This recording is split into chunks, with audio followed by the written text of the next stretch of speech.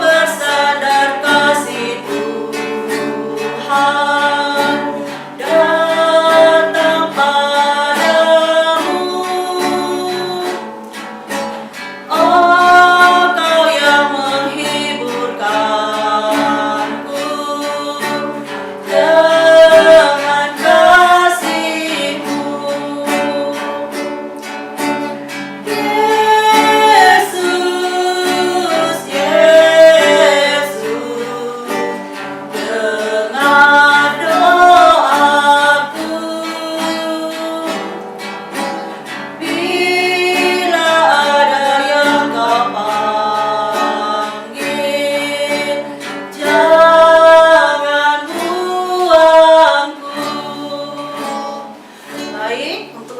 Selanjutnya kita kembali membuka buku KPPK kita di nomor 175.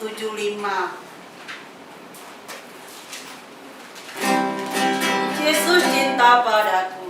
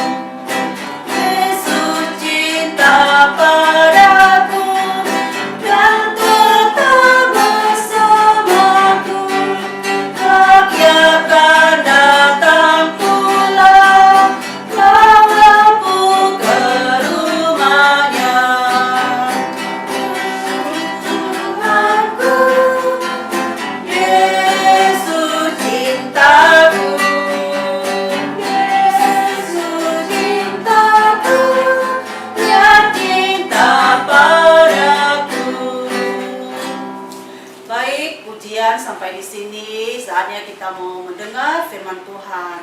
Kita duduk, diam, tertib, saatnya mendengar firman-Nya. Halo anak-anak, ketemu lagi dengan Lause Stefani. Hari ini kita akan belajar firman Tuhan dari Perjanjian Baru. Tapi sebelumnya mari kita berdoa dulu ya. Lipat tangannya, tutup matanya, kita berdoa.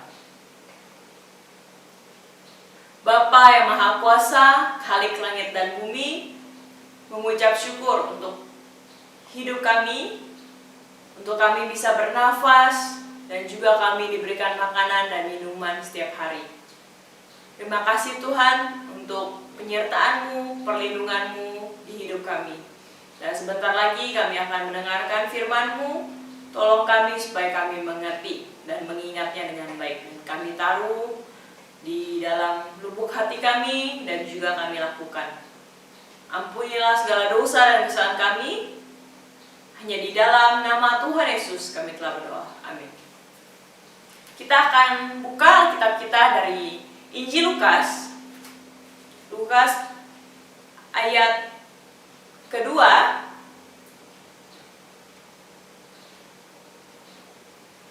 Lukas pasal kedua, maaf.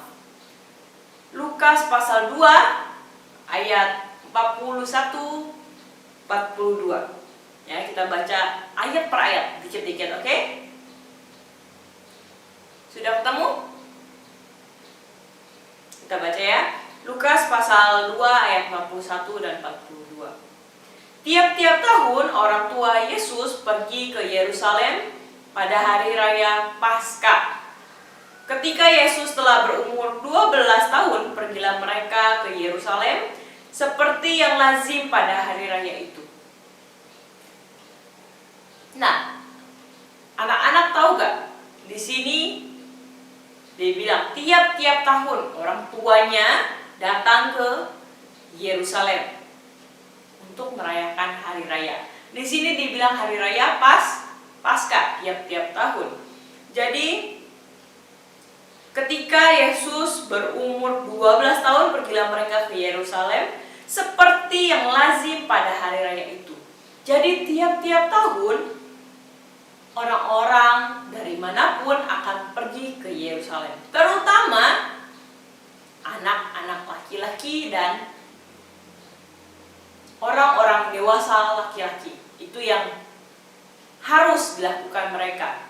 Tentu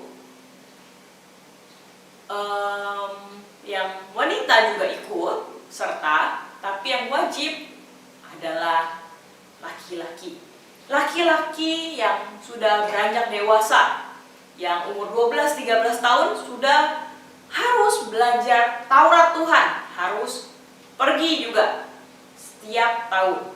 Dari mana kita tahu? Kita bisa lihat dari Ulangan. Ulangan Perjanjian Lama, Kejadian, Keluaran, Imamat, Bilangan, Ulangan. Nah, coba buka Ulangan. Ulangan 16:16. Di sini kita usah bacakan ya. Ulangan 16:16. 3 kali setahun setiap anak laki-laki di antaramu harus menghadap hadirat Tuhan Allahmu ke tempat yang akan dipilihnya, yakni pada hari raya roti tidak beragi, hari raya 7 minggu, dan hari raya pondok daun. Janganlah ia menghadap hadirat Tuhan dengan tangan hampa, tetapi masing-masing dengan sekedar persembahan sesuai dengan berkat yang diberikan kepadamu oleh Tuhan Allah.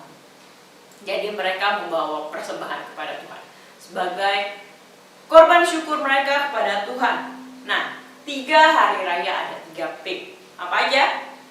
Paskah yang pertama kan, kedua Pentakosta dan juga pondok daun. 3 apa?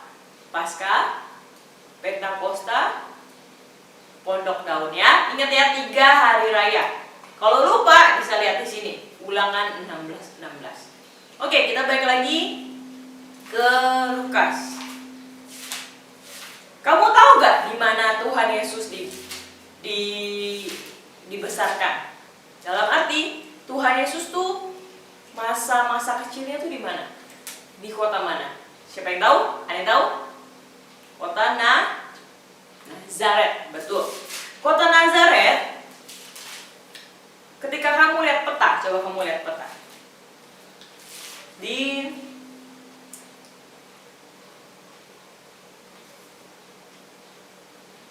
Dilihat di sini, coba di Palestina pada zaman Tuhan Yesus. Coba kamu cari yang namanya Nazaret. Ada Nazaret?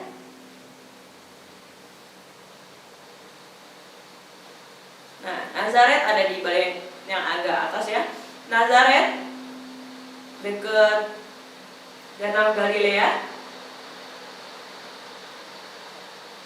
Di sini ada Nazaret, dan coba kamu lihat di mana Yerusalem. Ada ketemu Yerusalem?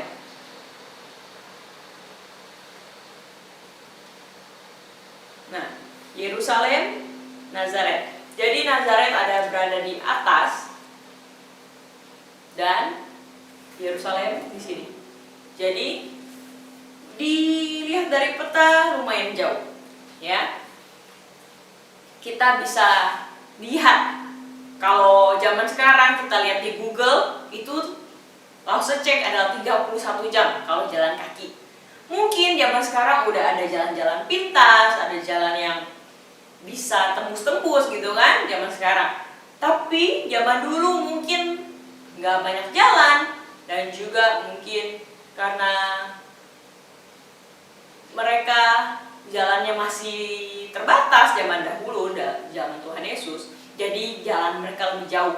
Dan juga kenapa mereka bisa jalan mungkin sampai 2 atau 3 hari.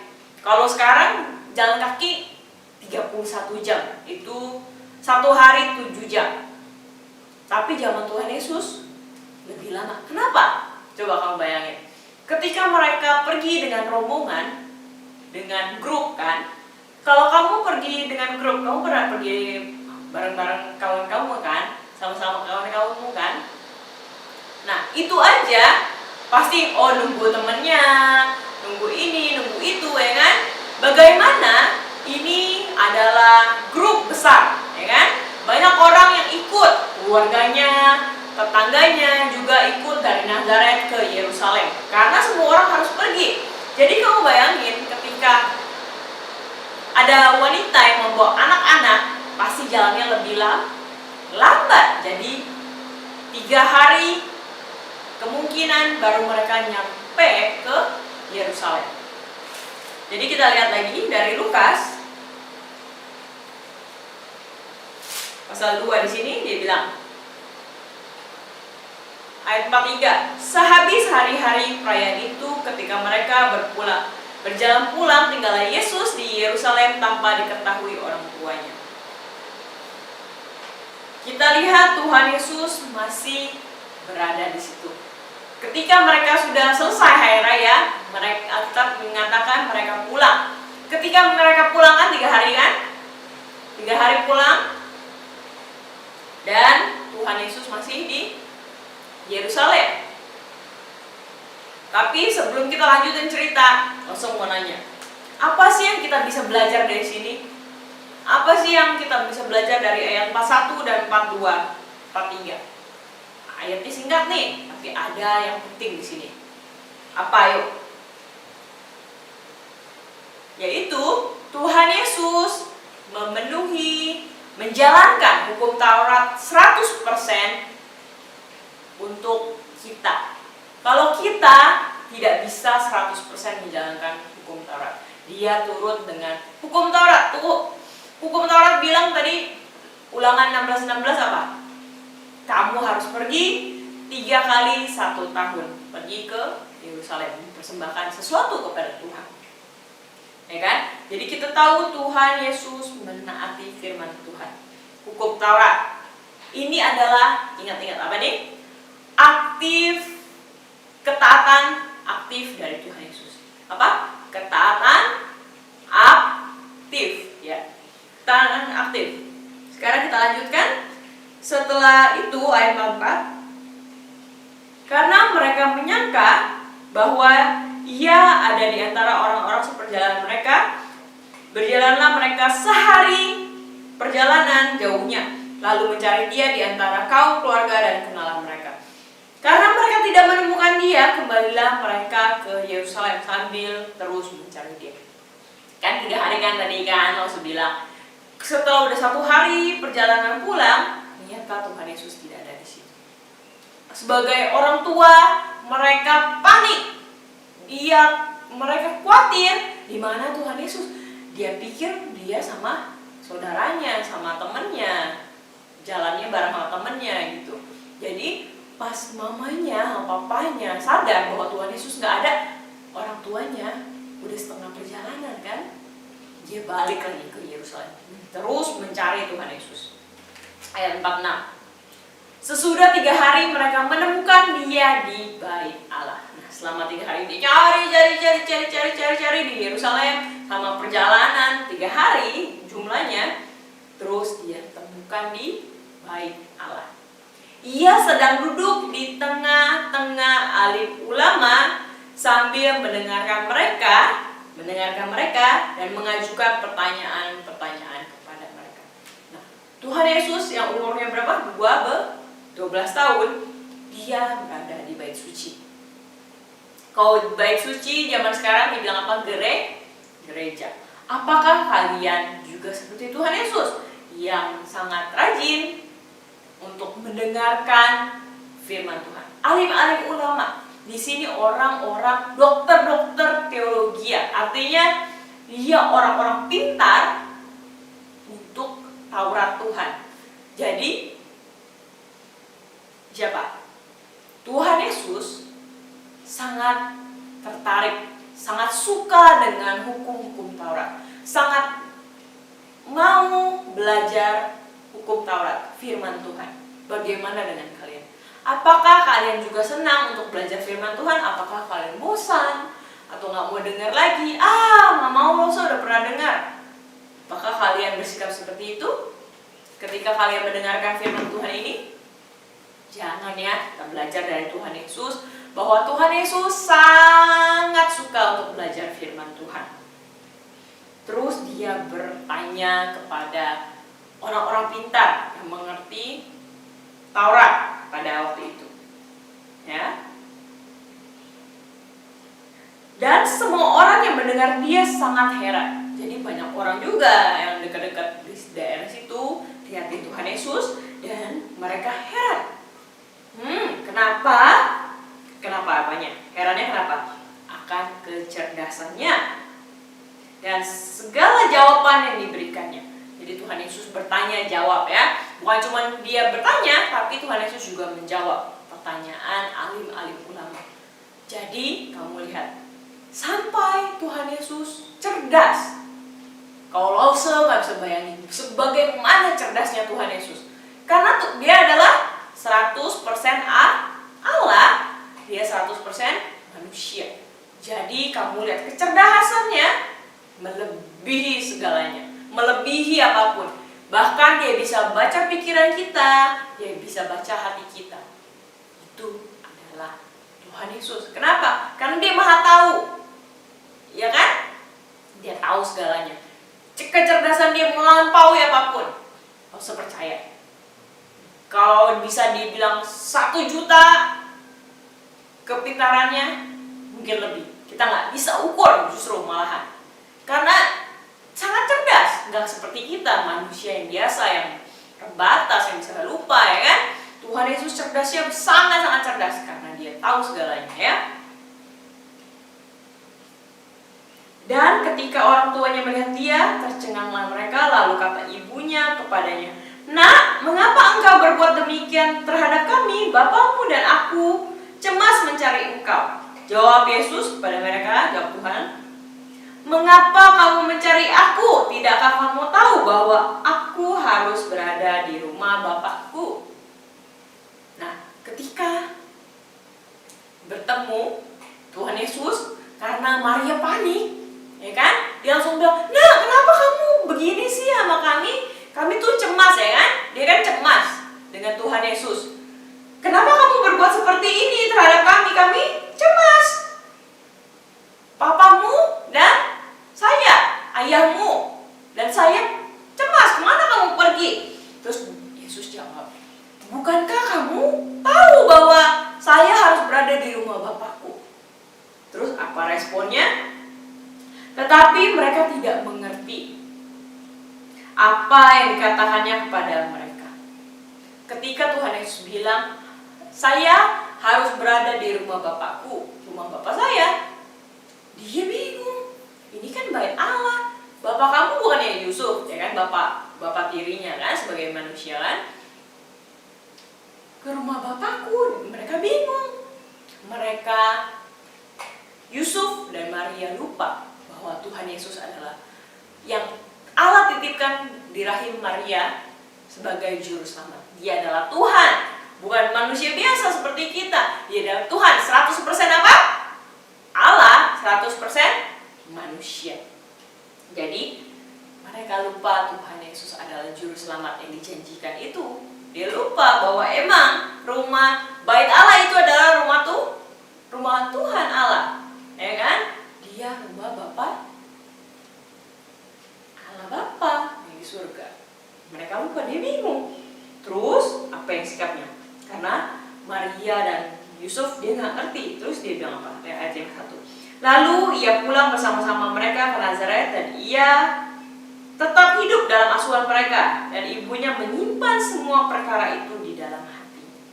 Jadi ketika mereka tidak mengerti, dia cuma iyalah, oke lah gitu kan. Dia bingung, dia masih nggak ngerti Maria, tapi dia simpan, dia ingat, maksudnya dia ingat perkataan Tuhan Yesus ini. Nanti mungkin dia akan mengerti suatu hari nanti, gitu kan? Karena mereka lupa Tuhan Yesus adalah 100% Allah, 100% manusia. Jadi Tuhan Yesus kembali ke Nazaret bersama mereka. Apalagi yang kita bisa lihat dari ayat 51. Tuhan Yesus taat kepada orang tua. Ingat hukum Taurat bilang, hormatilah ayahmu dan ibumu, ya kan? Kita harus benar-benar hormat. Kalau sedangkan kalau kalian, kalau disuruh pulang sama mama papa, habis main, kamu mau gak langsung pulang? "Entar, Ma, nanti aja, makan dulu,"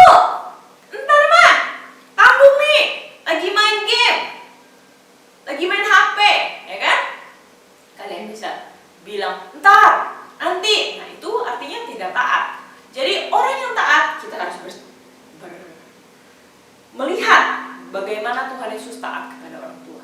Dia ikuti apa yang dikatakan orang tua, ya kan? Terus ayat 52. Dan Yesus semakin besar dan semakin hikmatnya dan besarnya dan semakin dikasihi Allah dan manusia.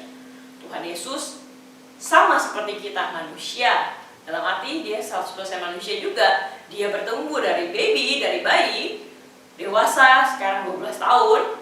Dia seperti kita. Dia bertumbuh secara fisik, ini fisik, badan, dan juga pengetahuan. Sama, tapi pengetahuannya Laos bilang sangat luar biasa. Nggak ada yang bisa nandingin karena dia sangat cerdas, melebihi apapun. Karena dia bisa lihat apa? Pikiran kita dan hati kita. Nggak ada yang bisa, ya kan? Nggak ada yang bisa seperti Tuhan Yesus. Terus hikmatnya dan pengetahuannya, dan dia makin dikasihi Allah dan manusia. Jadi semakin dia bertumbuh dan Allah semakin mengasihi dia, dan manusia, orang-orang sekitar juga sayang sama Tuhan Yesus. Kenapa? Karena Tuhan Yesus anak yang taat. Dia nggak pernah bersalah, ya. Dia nggak pernah bersalah, dia nggak pernah berdosa, dia nggak pernah ngelawan, dia nggak seperti kita pernah berbohong. Tidak, Tuhan Yesus tidak pernah berdosa sama sekali. Dia tidak berdosa sama sekali, nggak seperti kita. Jadi dia taat 100%, dia anak yang sangat baik, ya kan? Ketika dia jadi manusia. Jadi kamu harus belajar. Kita memang sebagai anak-anak kita bisa salah, tapi kita harus perbaiki tiap kali. Seperti Tuhan Yesus, kita harus menjadi semakin seperti Tuhan Yesus, sempurna, ya. Jadi anak-anak, kita sudah belajar tentang Tuhan Yesus. Mari kita seperti Tuhan Yesus, ikutlah dan Tuhan Yesus mengejar kesempurnaan. Memang kita tidak sempurna, kita nggak bisa seperti Tuhan Yesus 100% menjalankan firman Tuhan. Memang, tapi kita jangan mencoba untuk berdosa. Udah tahu itu berdosa, Alkitab udah bilang mencuri itu berdosa, atau berbohong, melawan orang tua itu berdosa. Kalian tetap lakukan. Itu kalian tidak menuruti firman Tuhan. Kalian tidak seperti Tuhan Yesus yang sempurna menjalankan firman Tuhan. Kiranya Tuhan Allah menolong kita supaya kita jadi anak yang baik hari demi hari. Bukan hari demi hari malah tambah buruk, ya. Harus hari demi hari seperti Tuhan Yesus yang baik. Oke, mari kita berdoa. Lipat tangannya, tutup matanya, kita berdoa. Bapa yang baik, Bapa kami yang berada di kerajaan surga, mengucap syukur untuk penyertaan-Mu. Sampai detik ini kami masih bisa mendengarkan firman Tuhan yang indah. Firman Tuhan yang mengingatkan kami bagaimana Tuhan Yesus menjalankan 100% hukum Taurat dengan sempurna. Dan kami mau belajar dengan ketidaksempurnaan kami untuk menaati firman Tuhan, supaya kami bisa taat kepada orang tua kami ketika orang tua kami menyuruh kami, dan juga kami bisa tidak melakukan dosa lagi. Ajarkan kami, ya Bapa, untuk kami tetap setia mendengarkan firman-Mu. Dan ampunilah segala dosa dan kesalahan kami. Hanya di dalam nama Tuhan Yesus kami telah berdoa. Amin. Dadah! Jumpa lagi ya di firman Tuhan selanjutnya.